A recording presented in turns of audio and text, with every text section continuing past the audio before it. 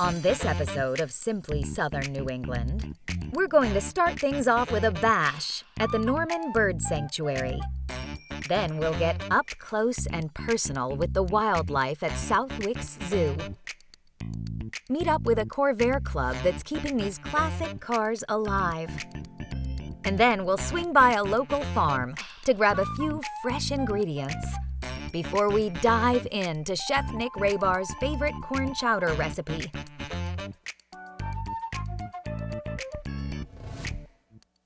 Simply Southern New England is brought to you by Harbor One Bank, with you in banking and life. Hey everybody, I'm Becky Gibel and this is Simply Southern New England. I'm standing here in charming Wickford Village, and today's episode is for the birds and the rhinos and the sloths. In fact, the whole shebang is about preservation and keeping the dream alive. Stick around. We've got a lot of reasons for you to come back.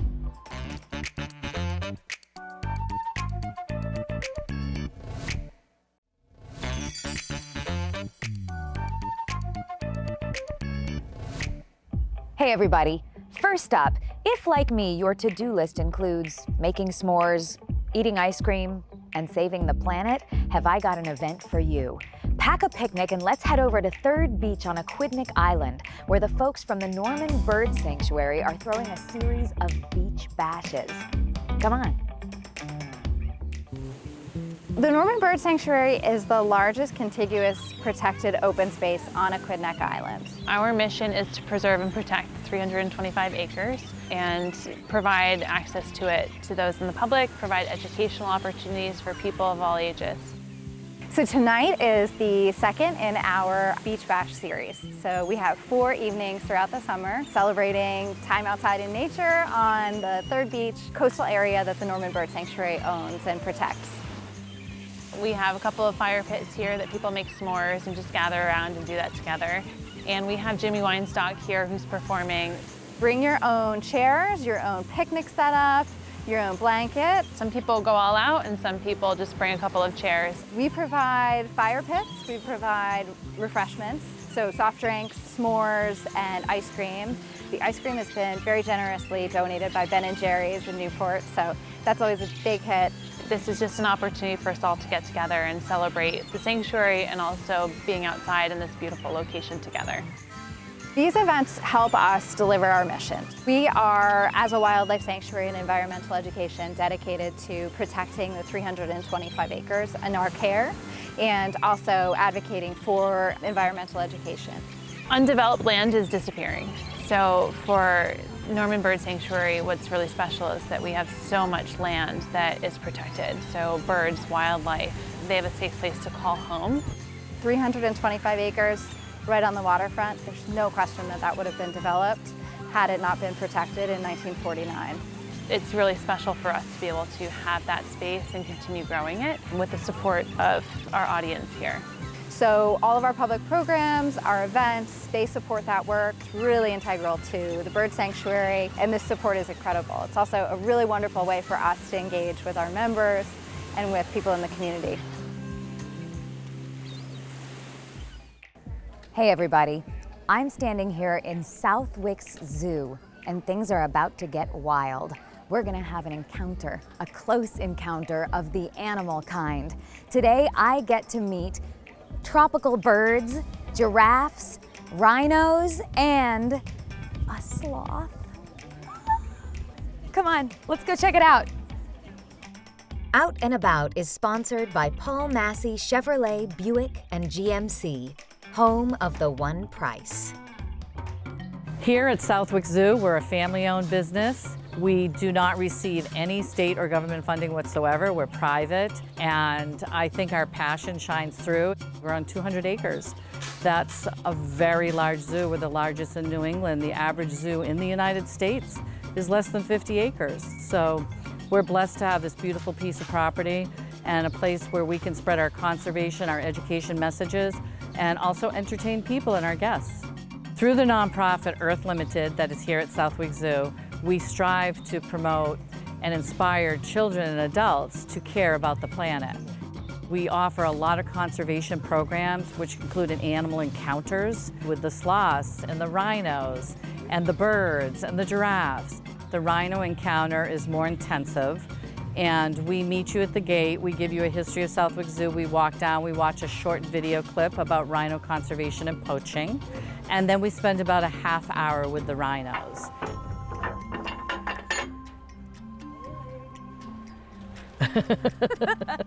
Wow. This is Thelma and Louise. So this is a white rhino, and white rhinos are from Africa. So they're keystone species. They're very important to the landscape and the environment of Africa. And their horns, which they get poached for, are simply hair. You can see right now, because it's been very humid here, so the hair is really coming out on her horns right here. Normally it's more like our fingernails, keratins and proteins, where they just file them down and keep them smooth. But in the humidity and all the rain that we've been having, Thelma's horn here is very hairy. So She's getting frizzy like I am. Yeah, she's frizzy like both of us are. This is what they're poached for, unfortunately. It's simply hair. And you can actually touch Thelma's horn. Hey, Thelma. Oh, wow. And so it's like compacted hair. Absolutely. Wow. The interesting thing about these guys is, even though they weigh over 4,000 pounds apiece, they are extremely fast. I've seen them jump, I've seen them spin around, and I've also seen them run, and they can run about 35 miles an hour. Oh my God. Hey, you. Aren't they pretty cool? She's my baby. She's like, get my other side, Ma. Get my other side. She's my baby. I love rhinos, though. I absolutely love rhinos. I think they're the coolest. Now, how endangered are these guys? Very? These are the least endangered of all 5 species of rhinos. However, there's only about 18,000 of them left out on reserves and in the wild. Wow. So I don't think you can get much more endangered than that, even though they're listed as threatened. Right now, all rhino species are under threat. And these guys are under the biggest threat due to poaching, the white and the black rhinos. And that's why we do these encounters, because we want people to care. We want to get people involved in rhino conservation, at least to spread the word and create awareness. You can scratch her behind the ear. Let me show you. Okay, show me what to do. Oh my gosh, I'm touching a rhino. Oh, hello. Oh, you are very, very smooth. Oh, other one? Okay. Thank you. Oh my gosh. Oh, I'll be back. We feel really good about what we're offering here and what we're doing. We're very passionate about conservation, and I think it really shows. Hang around. We'll be right back.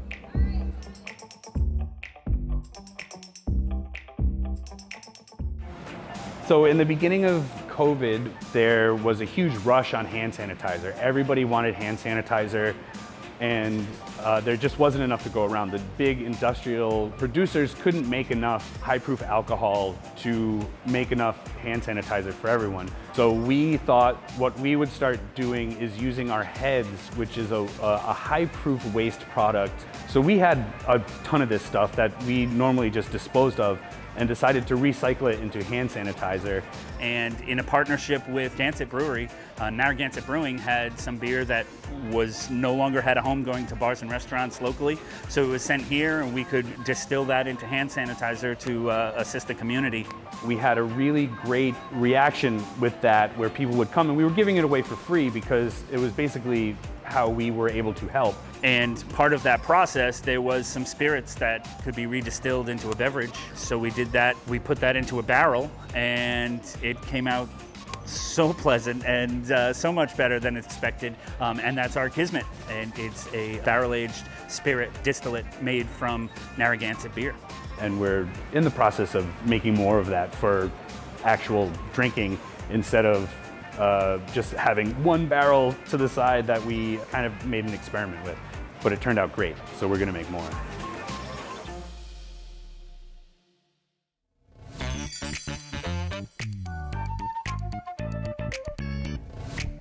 Hey everybody, welcome back. Next up, we journey to a 6th generation agricultural legacy. We meet up with Chris and Bailey of Four Town Farm. Come on, let's go check it out. My name is Chris Clegg, one of the family members that owns Four Town Farm. We farm about 200 acres of all mixed fruits and vegetables. We are Four Town Farm because we are in 4 towns, Swansea and Seekonk in Massachusetts, and East Providence and Barrington for Rhode Island. Bailey's is my dog. She's the farm dog. Her good day is just driving around in the Gator and checking out the fields, checking out what's going on. She's awesome. As a farmer, my role is to provide food locally. It's like we have the ability, the land, the resources to grow food and grow really good food. People in the 70s and 80s and before that understood that there was a seasonality to produce. We can't grow blueberries year round. We have a 6-week window where we can provide blueberries that taste like a blueberry. And we hope you enjoy them for that short window, but that's it. I know a corn is asparagus. You can go across the whole gambit. I know what it's supposed to taste like. And my job is to teach the customer, like, this is what good asparagus tastes like. We are the farm that we are today because of the family that made it. We are currently on our 6th generation, who just graduated high school and is working here now. That'd be my son. I'm 5th generation here. Yeah, I've only had one job my whole life, so I've only worked here. And to me, working with my dad and my mom and my aunt and uncles and everybody else, it was just how it was. And originally, we started selling cantaloupes at the end of the street on 2 tables, and that was in the mid-70s. And from those 2 tables, we moved to a wagon, and then we moved to an old packing farm shed, to 2 wagons and a farm shed, and it just kind of grows every so many years. And I think we're about as big as we want to get. It matches the acreage that we farm, so it's easy enough for us to supply the farm stand with our own stuff. There's a lot of local restaurants that support us, either directly through coming through our door, through Farm Fresh Rhode Island, through their Market Mobile program. And those restaurants that care about what they're putting on their plate understand what we do. So that's kind of our little pat in the back. What we're pulling away out there is really making a difference, and it's appreciated.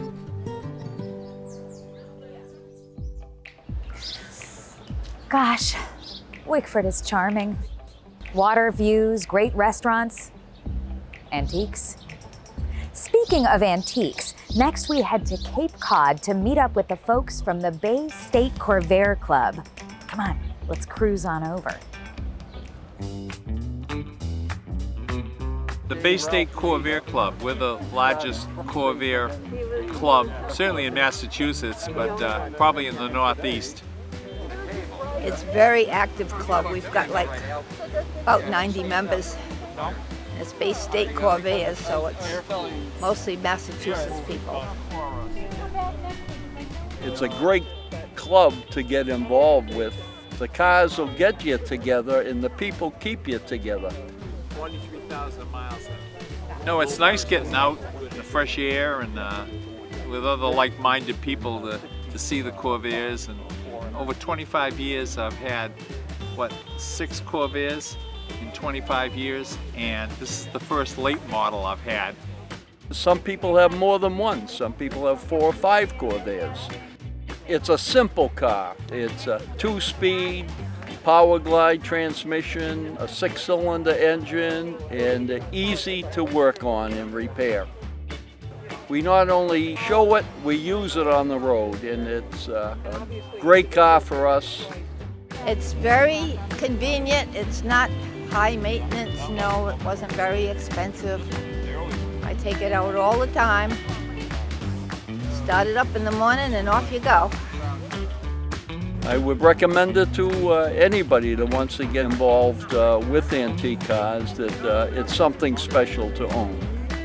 The people and the cars, they're 2 winners right there. So that's certainly been good for us. Stick around, we've got a lot more coming up.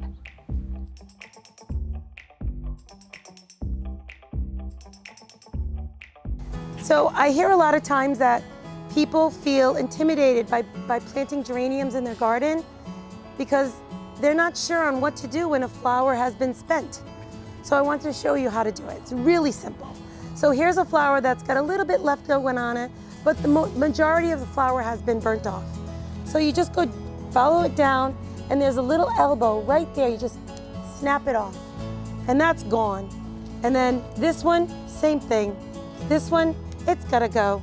Next thing you know, you've got a lovely geranium that's nice and fresh and ready to grow new buds. Here's a new one, here's another one coming, and here's another little guy coming right here. The more you clean up your geraniums, the more they're gonna perform for you. Stop on by the garden center. We're always here to help.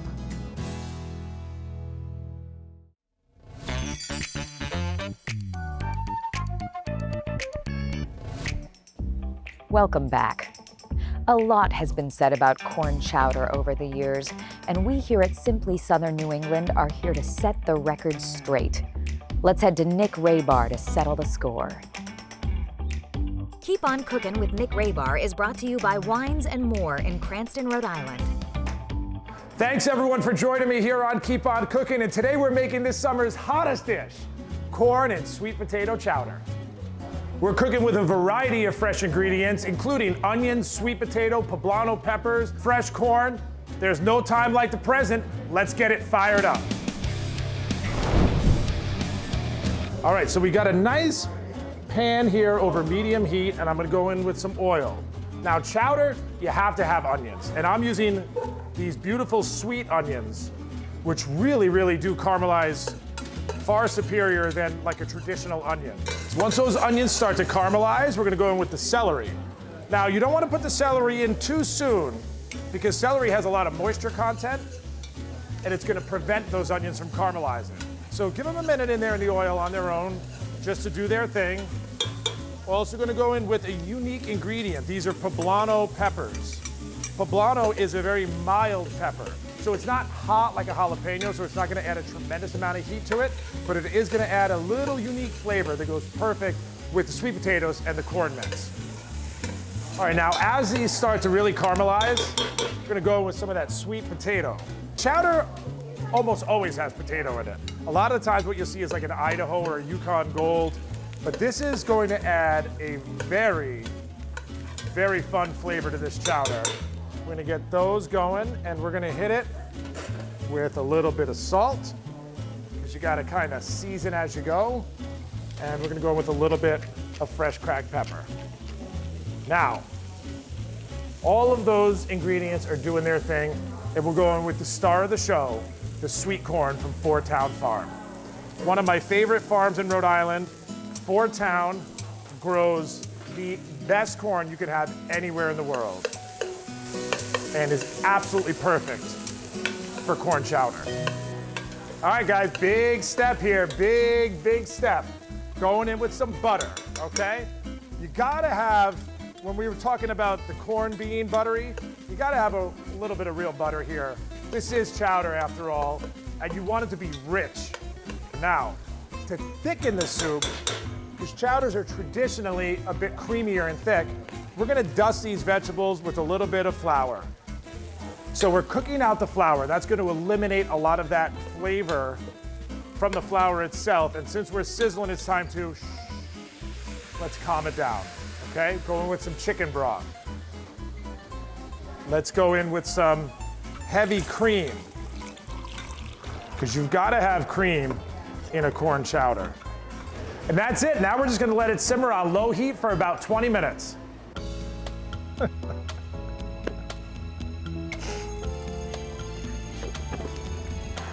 All right, gang, 20 minutes later, this is ready for action. So it has simmered, and by simmering, it breaks down all of those ingredients. The sweet potato is now soft. The corn has broken down and added the sweetness to the soup. And basically what you have is the best corn chowder you're ever gonna eat. And what chowder would be complete with, of course, a little smoky, crispy, delicious applewood bacon, and some nicely slivered green onions. And that is corn and sweet potato chowder. That's a wrap here from Chowder Town, everybody. So until we meet again, keep on cooking. You know who else loves corn? My new friend Jenny. Jenny from the zoo. I'll give you a hint. She moves very slowly. So Becky, welcome to our upper sloth enclosure for our two-toed sloth encounter with Jenny the sloth. And she is our most docile sloth here at the zoo who is always excited to meet guests. If you want to hold this the long way and point it right at her nose, she'll take that slice of zucchini from you. Oh. And where would Jenny live if she weren't here? She would natively be in Central America. Oh, hi. Well, hello, yes. We're giving you a big hello Thank you today. so much. If you'd like, while she's chewing, to give a little touch. I would love to, Jenny. It's very soft, but it also feels like she's already been styled. It's very wiry fur. Yeah. In the wild, this fur would actually grow a bunch of different species of moss and vegetation in her fur. Way. It would provide excellent camouflage, but if food was ever scarce, she could even eat a little bit off her own fur. Oh, that happens to me sometimes. We've got more food for you. So one of my favorite things about these encounters, other than fulfilling everybody's dream of feeding a sloth, is that all of the money is going back to conservation. The Sloth Institute, who we help financially support, not only do they rehabilitate sloths, but they're creating the Sloth Speedway, which is a series of rope bridges throughout the rainforest to help sloths navigate their habitat where trees have been cut down. Hello, you know that I have lots of food. You want more of that crumbly stuff? Yeah. All right, aim that right to her nose. She'll be thrilled to have some of that. Oh, good. Corn on the cob is Jenny's absolute favorite. This is how we finish an encounter on a good note. She's gonna hold on to your hand while she finishes her corn cob. Jenny, what a delight you are. So Diana, if somebody was interested in doing a sloth encounter, how would they go about doing that? Absolutely, our sloth encounters are super popular. As you can tell, who wouldn't want to do this? And it's first come, first serve, book online. We hope to see everybody here visiting Jenny and her family at the zoo. Jenny, thank you. Oh, Diana, that's just marvelous. That's so special.